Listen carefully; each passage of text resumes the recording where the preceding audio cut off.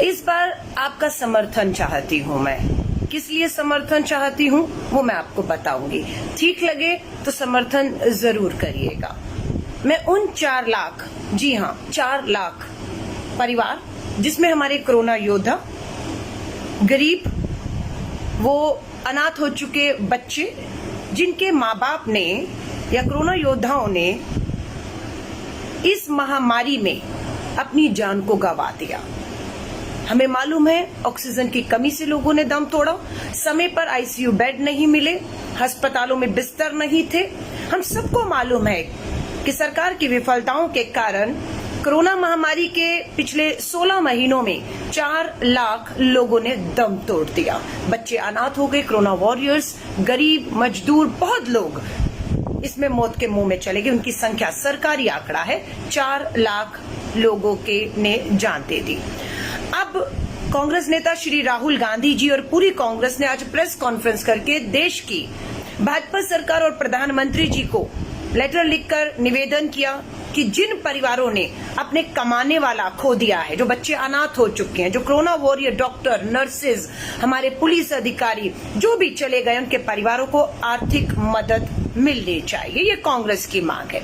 Supreme court में सुनवाई के दौरान सुप्रीम कोर्ट ने केंद्र की भाजपा सरकार से लिखित में मांगा कि क्या कोरोना एक आपदा नहीं है? क्या कोरोना को नेशनल डिजास्टर मैनेजमेंट एक्ट के तहत नहीं देखा जा रहा? केंद्र सरकार ने माना कि हाँ, 14 मार्च 2020 को केंद्र सरकार ने कहा कि हाँ, ये एक त्रासदी, एक आपदा है और ये नेशनल डिजास्टर मैनेजमेंट एक्ट के तहत आता है। डिजास्टर मैनेजमेंट एक्ट ये कहता है, अगर आप किसी आपदा को इस एक्ट में मान रहे हैं तो उसका मुआवजा भी होता है। कहीं सुनामी आ गई, कहीं बाढ़ आ गई, कहीं बादल फट गया, कहीं आग लग गई, आप देखते हैं कि सरकारें मुआवजे की घोषणा कर देती हैं तुरंत कि इतने लाख हमने घायलों को और इतने लाख जिनकी मौत हुई उनको दिया। तो जब आपने कोरोना महामारी को नेशनल डिजास्टर मैनेजमेंट एक्ट 2005 में आया था, ध्यान से सुनिएगा, 2005 में नेशनल डिजास्टर मैनेजमेंट एक्ट आया। उस एक्ट के तहत मौत अगर होती है आपदा में तो मुआवजे का प्रावधान है। लेकिन दुख की बात है कि केंद्र सरकार ने सुप्रीम कोर्ट में लिखित में शपथ पत्र दिया। शपथ पत्र में उन्होंने अब कोरोना आपदा को आपदा मानने से इनकार कर दिया है कि कोरोना महामारी आपदा नहीं है। अब सुप्रीम कोर्ट में सवाल ये पूछना बनता है कि क्या आपने 2005 के नेशनल डिजास्टर मैनेजमेंट एक्ट में पार्लियामेंट बुलाकर कोई संशोधन, कोई बदलाव किया? हमारी जानकारी में है कि केंद्र की भाजपा सरकार ने 2005 के इस एक्ट में अभी हम 21 में हैं, कभी पार्लियामेंट बुलाकर इस एक्ट में कोई संशोधन नहीं किया। तो जो एक्ट है, जो मुआवजा बनता है, वो तो उनका हक है ना। जिनकी जानें चली गई, उनके परिवार, अनाथ हुए बच्चे, कोरोना वॉरियर्स, उनके अधिकार को आप छीन रहे हैं और आप ये कर नहीं सकते। सुप्रीम कोर्ट ने सिर्फ 4 लाख रुपया, मात्र 4 लाख रुपया प्रति उस परिवार को देने की बात कही जिनके घर में मौत हुई है, जिनका कमाने वाला चला गया। लेकिन केंद्र सरकार कहती है हमें खेद है, जिनकी मौतें ऑक्सीजन के बिना हुई, सुविधाओं के अभाव में हुई, कोरोना से, हमें खेद है। हम मानते हैं कि इनकी मदद करनी चाहिए, पर केंद्र सरकार साथ में ये कहती है हम मदद नहीं कर सकते। केंद्र सरकार यही नहीं रुकती, केंद्र सरकार सुप्रीम कोर्ट को धमकाती है। क्या कहती है? कहती है ये जुडिशरी का मामला नहीं है, आप हमारे कामों में हस्तक्षेप कर रहे हैं। ये केंद्र की भाजपा सरकार सुप्रीम कोर्ट को कहती है कि आप अपना काम कीजिए, सरकार को मत समझाइए हमें किसको मुआवजा देना और किसको नहीं देना, कब देना है, नहीं देना है। रोना रो रहे हैं, पैसा नहीं है। कांग्रेस ने प्रेस कॉन्फ्रेंस करके सुझाव दिया, सुनिएगा प्लीज। अगर आप इसका समर्थन करते हैं और केंद्र की भाजपा सरकार कहती है पैसा नहीं है, तो कांग्रेस ने बताया पैसा कहां से आएगा। और आप भी अगर सहमत हो तो समर्थन करिएगा, क्योंकि मुआवजा आपको नहीं चाहिए, ना मुझे चाहिए। हमारे घर में भगवान की दया रही कि हमारे घर में कोई कोरोना काल में मौत के मुंह में नहीं गया, ये भगवान का हम धन्यवाद करते हैं। पर जिनके लोग चले गए, उनकी आवाज तो हम बन सकते हैं ना। तो आप आपसे मैं सिर्फ ये कह रही हूं, पैसा कहां से आएगा सुन लीजिएगा प्लीज। केंद्र सरकार हर साल मात्र पेट्रोल और डीजल से हर साल एक्साइज ड्यूटी के नाम पर, टैक्स के नाम पर 4 लाख करोड़ आपकी हमारी जेब से निकाल रही है। पेट्रोल डीजल 100 पार कर रहा है, हमारी जेब से पैसा निकला है हर साल 4 लाख करोड़ रुपया।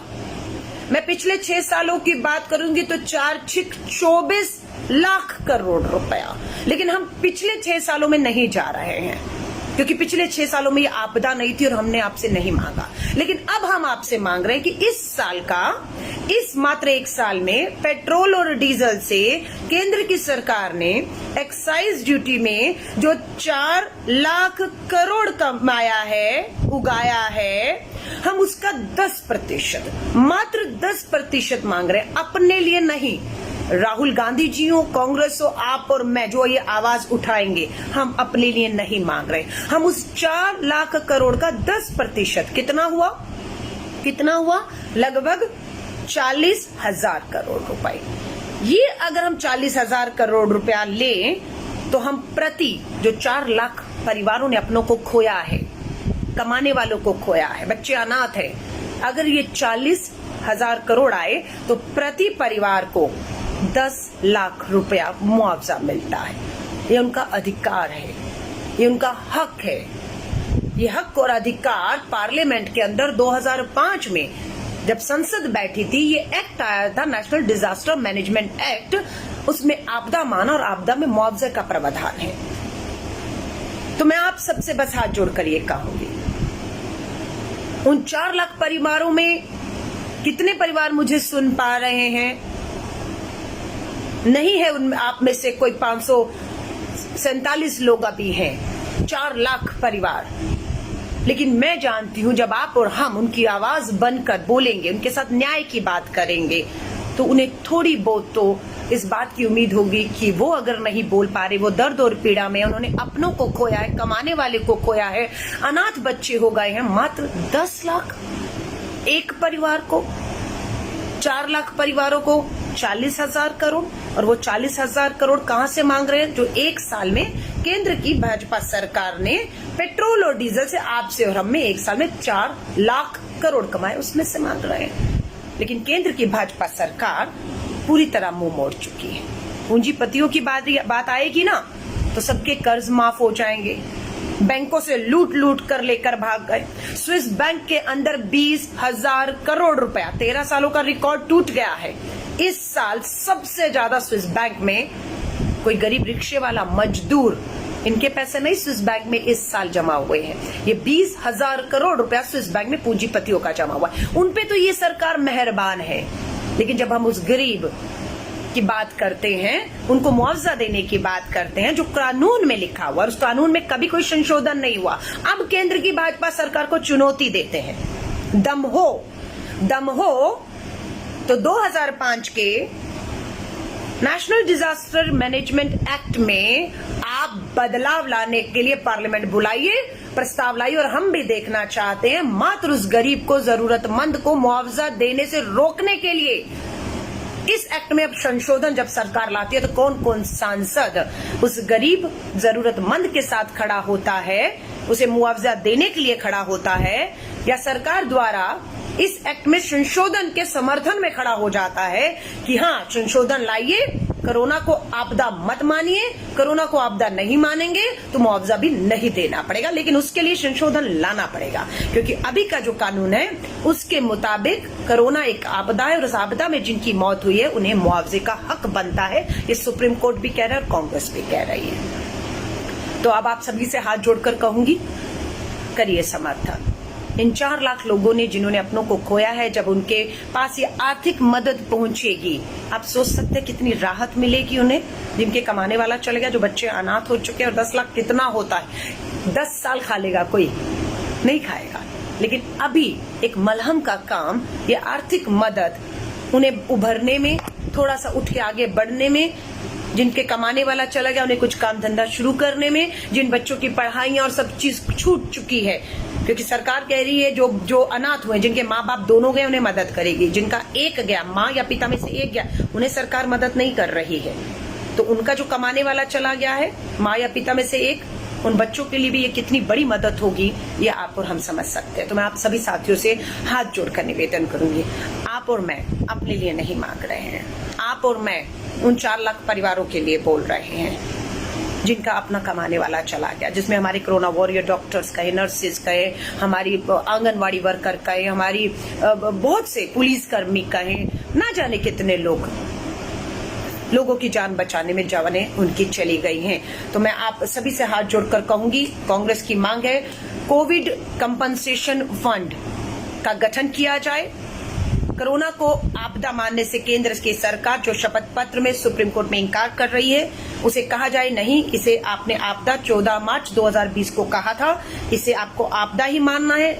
आप अभी तक कोई संशोधन नहीं लेकर आए और उसके मुताबिक सुप्रीम कोर्ट 4 लाख प्रति परिवार को देने को कह रहा है। लेकिन हमारा फार्मूला है कि अगर केंद्र सरकार ने पेट्रोल डीजल से एक साल में 4 लाख करोड़ कमाया है, तो उसका मात्र 10% 40,000 करोड़ का 10-10 लाख भी 4 लाख परिवारों को देंगे तो आप दे सकते हैं। आपके पास पैसा है, आपके पास नियत नहीं है।